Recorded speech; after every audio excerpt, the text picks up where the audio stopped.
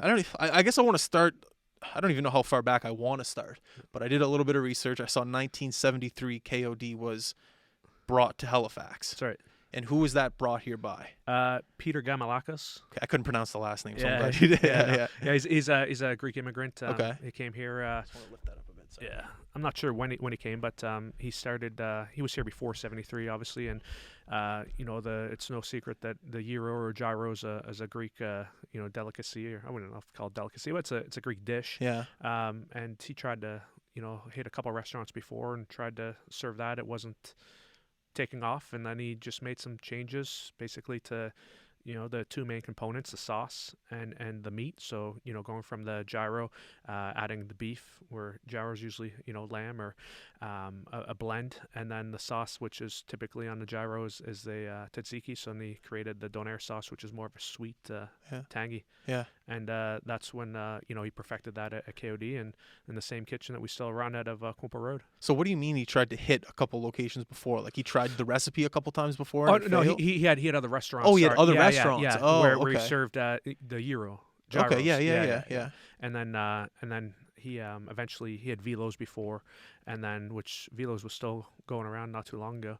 But and then King of Donair is where he made the Donair. Like what we know today as the Donair, it was invented by Peter, in '73. Wow. Yeah. Is he still with us? No. His son Leo is. But, okay. And Leo, when Leo drops by, it's funny. He'll go into the back, and he remembers, after school that's where I would go, and he could still, old school people cut the donair meat by hand with the electric knife, and that guy can cut it thinner than our electric knives can, right? Wow. Yeah. I remember the first time I ever met you when we did do a little video at KOD, like I said, three years ago now, maybe.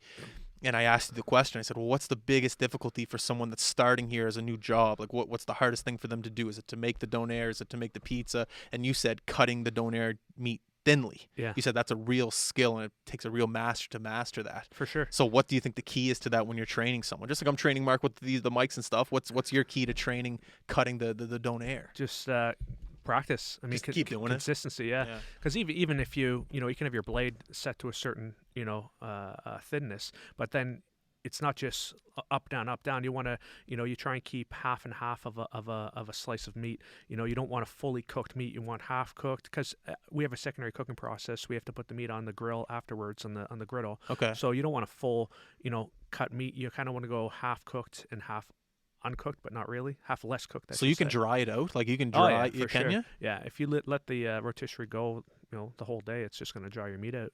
It's just such a juicy piece of meat. You just think it would never be able to dry out. It's just so good every time you get it. You can bring some life back to it by putting it on the grill and throwing some water on it. But it definitely can dry out. At what point do you think it kind of took over the culture? Because I'm sure in 1973 when it first came, everyone was like, oh, it's good. But obviously in 2020, it's taken over. It's the official food of Halifax. At what point do you think it started to become in the culture here? I would say I wasn't around for it, but just hearing stories from I call them the old heads coming back in the late 80s, because we are such a big university city.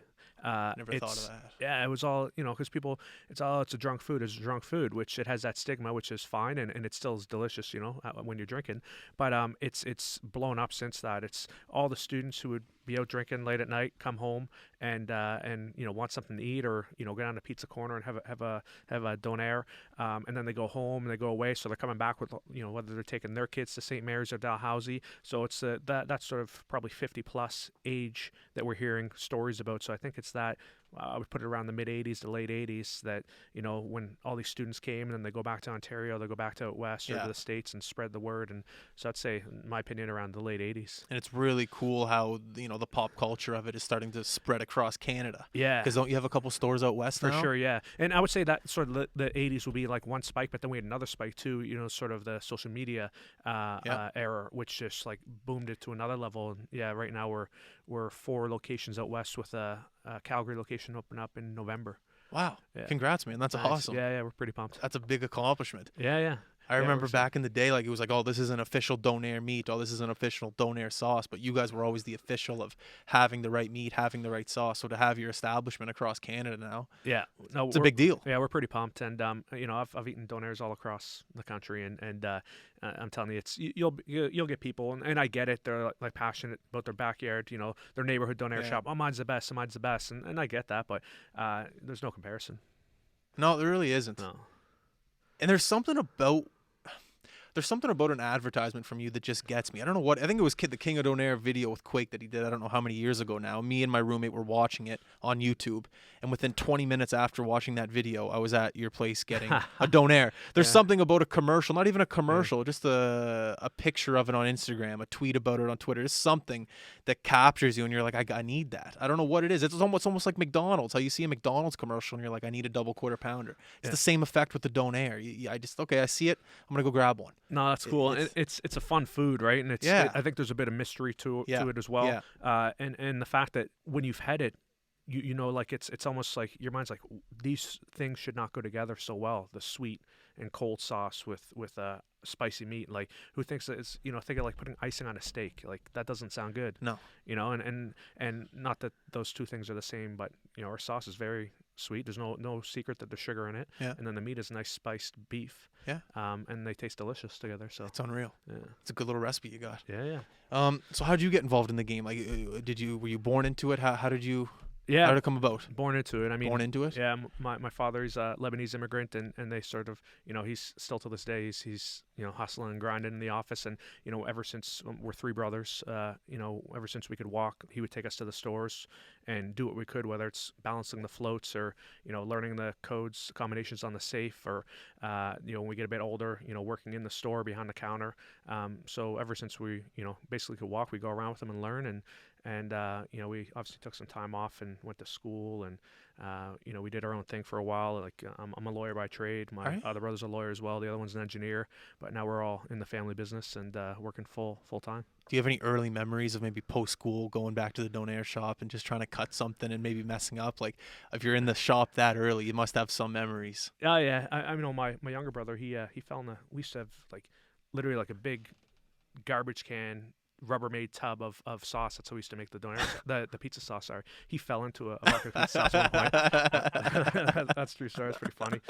But yeah, I mean, we get in trouble. We have to go work there, work New Year's Eve, or Yeah. late nights. And, Yeah.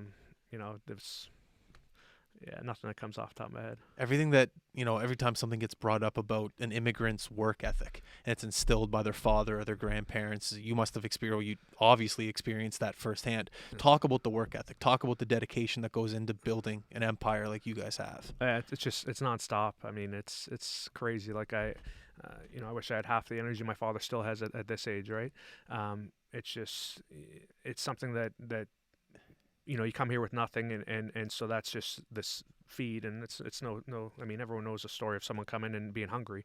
It's just the hunger, and it just doesn't end, and wanting to better yourself, and then better yourself, your family's life, and it's just it's something it's impressive, and something that I take pride that I have, and I'm giving to my kids too. Yeah. So Oh, you're a father. yeah. Oh, nice. Yeah, Cool. Congrats. Two boys. Yeah, Two thanks. boys. Yeah. Are they in the shop too? They do. One's 5, so he comes with me.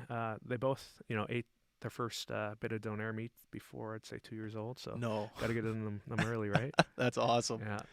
No, But, it's great that it's a family business. I love there's a YouTube channel called Munchies out there, and they love going to New York and like Italian neighborhoods and family oriented restaurants. Yeah. And you see the work ethic that goes into the father, even the mother, when they just work their ass off for 20 years while the kids go to school, and then they come back, and then the next thing you know, it's the neighborhood staple. Yeah. And it's incredible to see how, just a shitload of work ethic can create something like that. It's really cool. And the cool thing I thought was about some of these videos is how people come in and they know you by first name. I love that. The first name basis. How you doing, Tony? Good to see you, Robert. How are you, James? Things like that I just love. And unfortunately, I kind of see it going away with, life. But a neighborhood staple is something that I think is a very underrated thing. And I think KOD, I think has that. Yeah, no, You know, it's a nice thing. for sure. Like, especially Quimple Road, there's no question that has Yeah. that. I mean, I've seen people who've grown from literally elementary school to being fathers and mothers now and parents, and then people have seen me, and we just over the years. I mean, you're looking at, for me, I'm 36, and no exaggeration, being there since I was 10 years old. That's just you see a lot of people come and go, and I hope this gets instilled with the franchises out west, because they don't have that history behind them. It's like, you're open up in 2017, 2020. It'd be nice for that to continue, but it's always nice. We try and instill the Halifax history into these other cities, in our stores, on the walls, in our training. Yeah. So I mean, we ideally we'd like to get people to train in a Halifax location, but with COVID going on now, it's not really possible.